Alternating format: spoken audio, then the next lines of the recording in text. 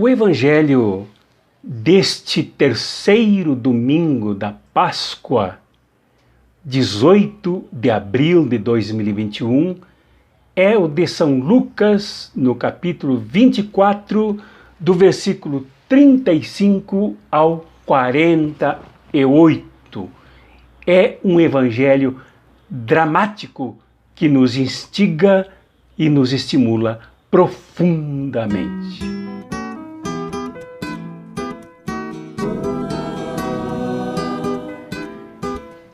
Este evangelho é um relato de Lucas do que acontecera entre o casal de discípulos de Jesus que se refugiara em Emaús, fugindo das perseguições em Jerusalém e do vazio constatado nos discípulos ao perceberem que o túmulo onde depositaram o cadáver de Jesus se encontrava vazio.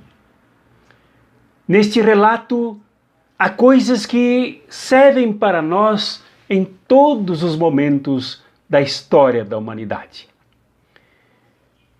Aqui, este casal, esses dois discípulos de Jesus, esse discípulo e a discípula de Jesus, contam, ao voltarem de Emaús, onde se encontraram com Jesus, aliás, se encontraram com Jesus antes de chegarem em Emaús, que é um povoadozinho ali entre 11 e 30 quilômetros de Jerusalém, recentemente descoberto pelos antropólogos.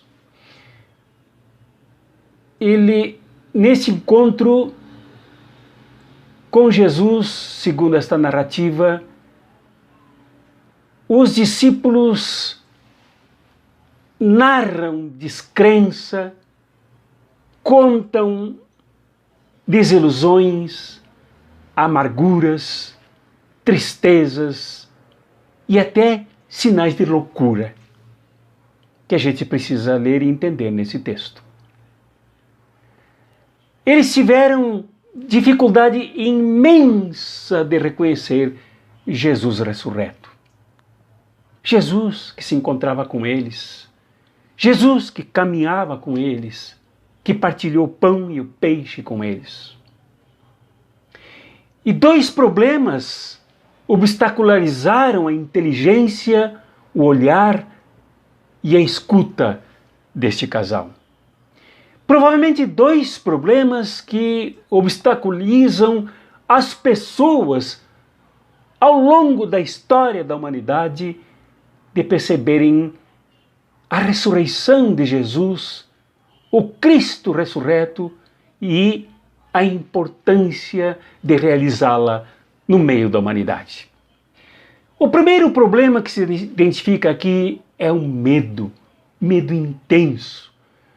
O medo que começa lá no túmulo, quando Maria Madalena, de acordo com os primeiros versículos deste capítulo 24, descrita por São Lucas, se assusta, se apavora com a pedra removida e com o túmulo escancarado, aberto e sem cadáver.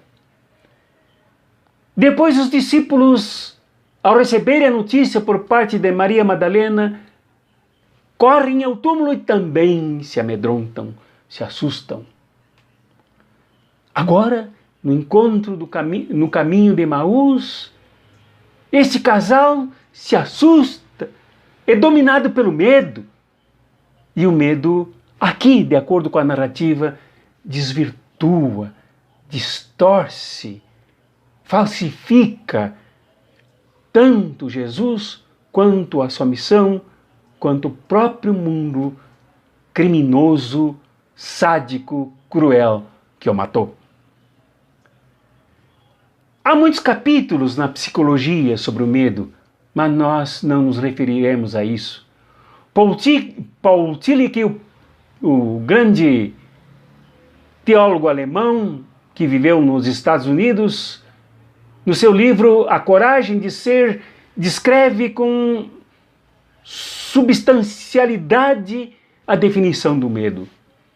E sempre, em todas as descrições do medo, este sentimento, esta força que toma conta do ser humano, o faz desvirtuar-se no mundo, desvirtuar o mundo onde está e distorcer a realidade. Era esta a experiência dos discípulos de Jesus aqui no caminho de Emaús. Quando Jesus se aproxima deles, eles se assustam e percebem e têm Jesus como um fantasma. Pensaram que era um espírito, que era um fantasma. Uma das tarefas do medo é fantasmagorizar a realidade, é fazê-la amedrontadora, assustadora, ameaçadora, incompreendida, gigante, que diminui os amedrontados. As pessoas amedrontadas se diminuem, se encolhem, se minimizam e embotam a inteligência. Aqui mesmo, nesse texto, Jesus apela para que abram a inteligência, porque o medo embotou esta obra maravilhosa da criação, que todo ser humano tem o privilégio de ter como um dom, que é a inteligência. No entanto, o medo é a contrapartida desta obra que faz com que ela se ensurdeça, ela se cegue, ela se emudeça e ela diminua as pessoas. É o que aconteceu com esse casal. É o que aconteceu com os 11 discípulos de Jesus, todos amedrontados. E o que apareceu nesse medo? Apareceu nesse medo muito mais peso da morte que vem da crucificação e do túmulo do que a vida do ressurreto aí no caminho. Tanto que nos primeiros versículos, os discípulos, este casal reclama de Jesus: mas tu és o único forasteiro que estás em Jerusalém e não sabes o que aconteceu aqui? O medo atribui falta de sabedoria a quem é detentor de sabedoria. O medo diminui a sabedoria em quem é detentor do conhecimento. O medo desfaz da sabedoria de quem vive plenamente a coragem da ressurreição. E dá protagonismo, dá grandeza a quem é menor, a quem é inferior, a quem é cruel, a quem é traidor, a quem mata. Tanto é que aqui nos primeiros versículos os discípulos chamam os sacerdotes, os sumos sacerdotes e os fariseus de os nossos sacerdotes e os nossos magistrados. Entregaram Jesus para ser julgado, condenado e crucificado. Nossos. Eles estão muito mais abraçados nos que matam. Eles se abraçam muito mais dos que entregam Jesus, dos que condenam Jesus, dos que crucificam Jesus, do que ao próprio Jesus. A morte, assim, nos leva a estender os braços para quem mata e encolhê-los a quem vive, a quem dá a vida, a quem ressuscita. O medo leva as pessoas a acreditarem muito mais no poder da morte do que na exuberância e na beleza da vida que está em Jesus. Então, o medo é muito perigoso. O medo faz as pessoas criarem fantasmas, faz as pessoas criarem espíritos ambulantes, de seres sem carne e sem osso, que na impossibilidade lógica da existência criam poderes, forças de ameaças a partir de uma mente assustada. É preciso cuidarmos do medo. Ele é muito mais favorável à morte, é muito mais favorável à crucificação, é muito mais favorável aos que traem, é muito mais favorável aos que batem nos pregos do que aquele que é capaz de ressuscitar, libertar-se da morte, libertar-se do poderio imperial, do poderio romano, do poderio religioso que mata e que sombreia o mundo. O medo é muito perigoso. E o outro obstáculo que os impedia de ver Jesus era a alegria. Esta alegria festeira, esta alegria dos que não acreditam em nada, esta alegria dos que saem de si como seres humanos valorosos, diminuídos, subtraídos, para de repente seres humanos super alegres, que se acham como que donos da verdade. E é o Lucas mesmo que descreve isso quando diz: mas eles ainda não podiam, versículo 41, ainda não podiam acreditar, porque estavam muito alegres e surpresos. Estavam muito alegres e surpresos. Então, cuidado com esta alegria daqueles que batem no peito dizendo: eu tenho Jesus em mim, no meu coração. Cuidado com a alegria daqueles que dizem que já falaram com Jesus. Cuidado com a alegria daqueles que tornam Jesus tão pessoal que não tem história própria. Um Jesus personalista, um Jesus individualista, um Jesus empacotado no coração. Cuidado com esta alegria ópio, com esta alegria narcotizante, com esta alegria que embebeda, com esta alegria que leva às celebrações e a festejos da alienação dos que não percebem que Jesus está aí, ao lado, na luta, incentivando as pessoas para crerem no que de fato devem crer. 2 obstáculos. O medo é um terror, cria terrores, mata do coração e subtrai as pessoas, diminuindo-as a condições que elas não merecem como seres humanos. Segundo, a alegria do ópio, alegria alienante, a alegria da celebração embebedada que tonteia as pessoas e as leva para fora da realidade. Esses 2 obstáculos levaram o casal a não perceber que Jesus estava ali, na estrada, no caminho, na conversa, no diálogo, na interrogação com eles. Mas Jesus insiste: sou eu! Olha aqui, eu sou carne e osso. Desde a Galileia eu ensinei para vocês essas coisas. Vocês precisam crer. Isto é, Jesus lutou e conseguiu libertá-los do medo e desta alegria, ópio para a história. Como se disse na reflexão do Evangelho do domingo passado, que está aqui, que vocês podem ver e rever, o Jesus da ressurreição nunca pode ser captado, amado, distante do Jesus de carne e osso da Galileia, de Nazaré, das estradas da Palestina. Jesus no meio do povo, o Jesus que curou, o Jesus que libertou, o Jesus que denunciou os poderosos, Jesus que denunciou os fariseus, Jesus que chamou Herodes de raposa. Este Jesus nunca deve ser esquecido, a menos que queiramos uma festa sem este Jesus histórico, a menos que busquemos um Jesus que quebre os nossos galhos, os galhos dos nossos medos.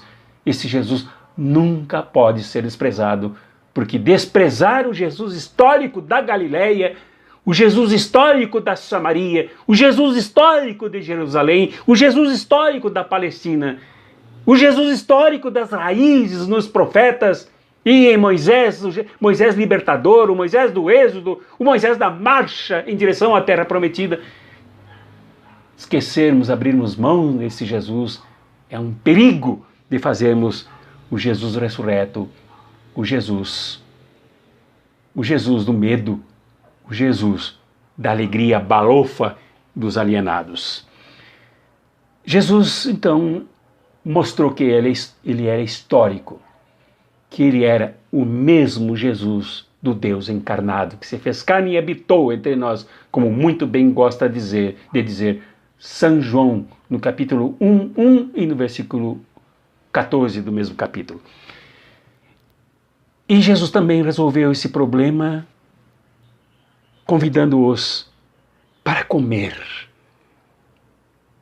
Tendes aí alguma coisa para comer?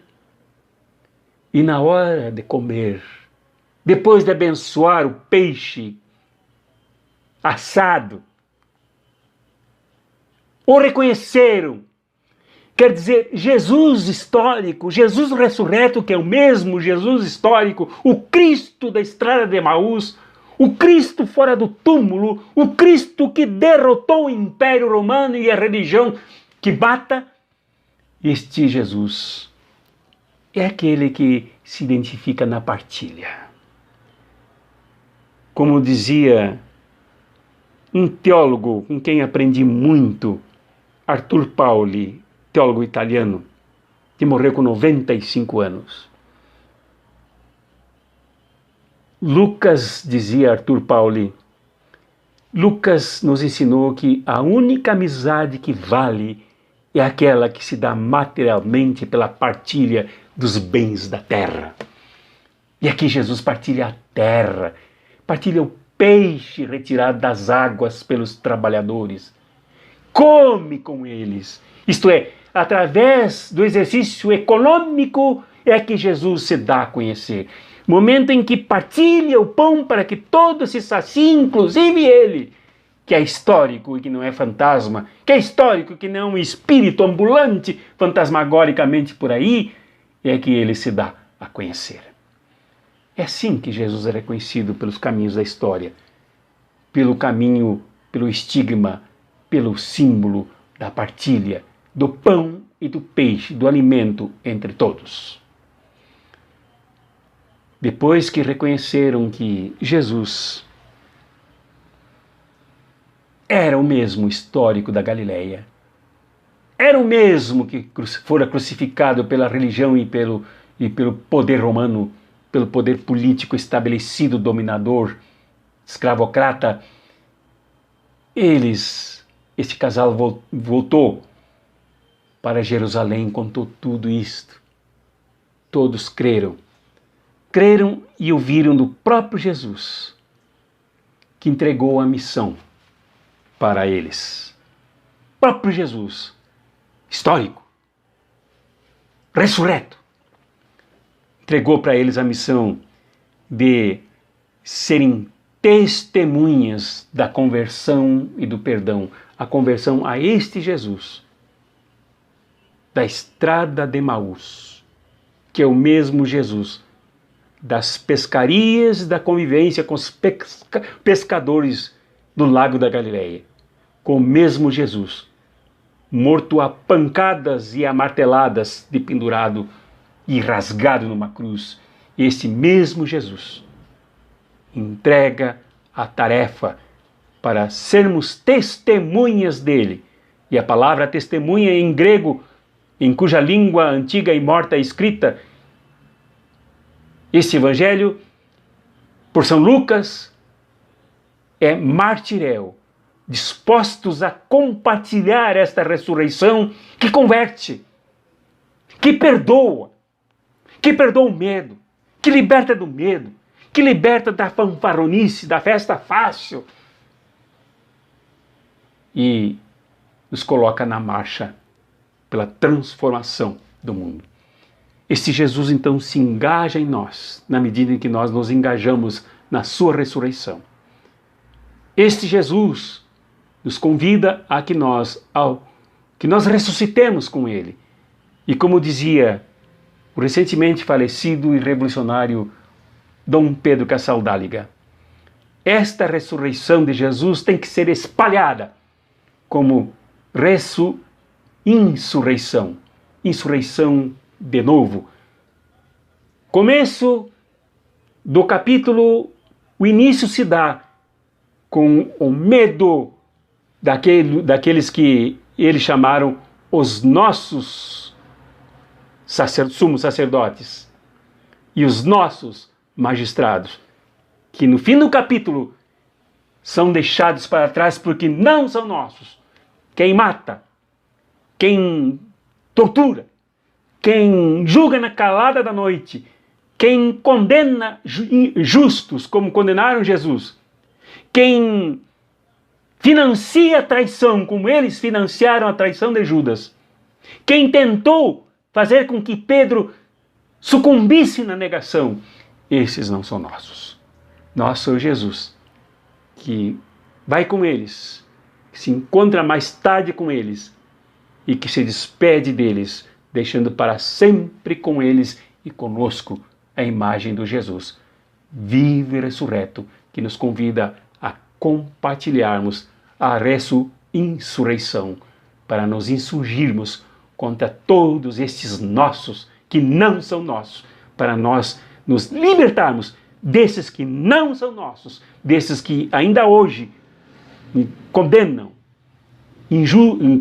justos, que condenam com julgamentos injustos, que condenam com base em mentiras, os que matam, os que genocidam, os que deprimem o povo, os pobres, os trabalhadores e todos que são perseguidos. Nós somos testemunhas.